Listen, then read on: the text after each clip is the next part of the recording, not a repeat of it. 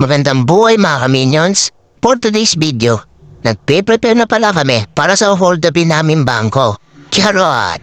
Di po mga kaminions, meron po kaming rides papuntang Infanta Fenso. Mag-rides muna kami para ipagpadong mga stress. Saka para hindi rin sayang ang motor. At nagmadali na kami magayos. Dahil sabi ng mga kasama namin, on the way na daw sila. So paano mga kaminions? Samahan nyo kami sa aming paglalakbay. Ating bisitahin ang kagandahan ng Infanta Quezon. Let's go! A few moments later, At sa wakas, dumating na rin yung mga kasama namin. Hoy, Pilipino tayo kayo ha. At nang makarating na kami, dito sa bungad ng Antipolo, nagdesisyon muna kaming mag-breakfast at magkape. Para mabuhay naman itong mga kasama ko, mukhang inaantok pa yata. Gutom na, gutom. Gutom na. Gutom na, gutom.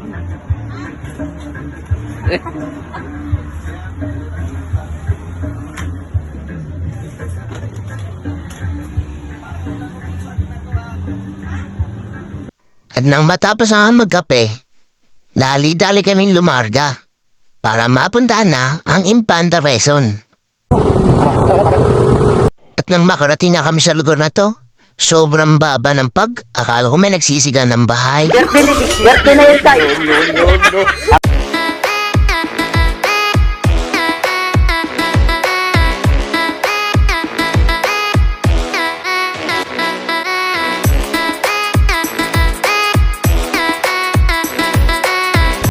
Saan ba tayo?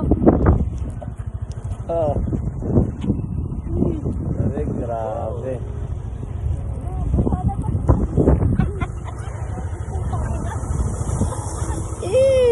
Ang mahirap dito, di tayo nakadala ng ano. Ako mo na may kapote. Ako mo na.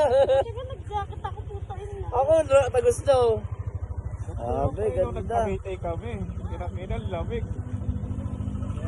Umuhapon eh. Ulan kasi yan eh. Malayo pa? Malayo pa? Oo. Dalawang oras pa. 2 oras ba? Sa wakas, nakarating na rin kami dito sa Infanta Quezon. Napakaganda talaga. Pero syempre naman mga kaminions, hindi pwedeng basta rides lang. Kailangan, meron din tayong dagat time. Pero bago maligo, inuuna muna namin mag-prepare at kumain. Dahil medyo napagod talaga kami sa biyahe.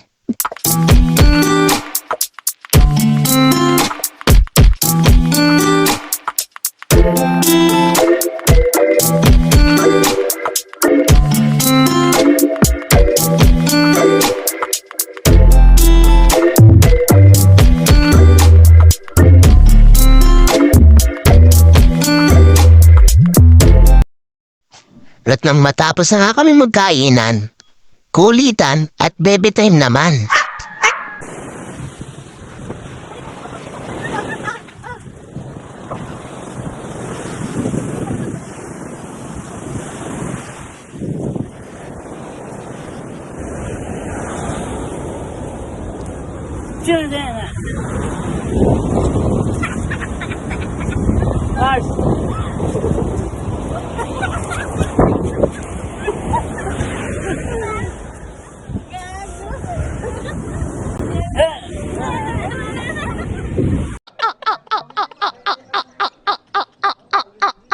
At nandang sa kakulitan namin, binagsakan kami ng ulan.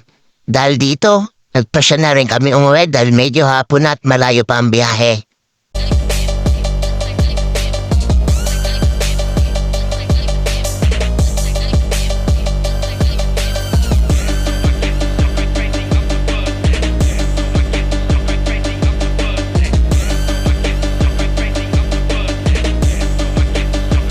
At dito ko na nga pala tinatapos ang vlog na ito. Naway napasaya ko ang 4 na minuto ng buhay nyo. See you next rides. Bye-bye!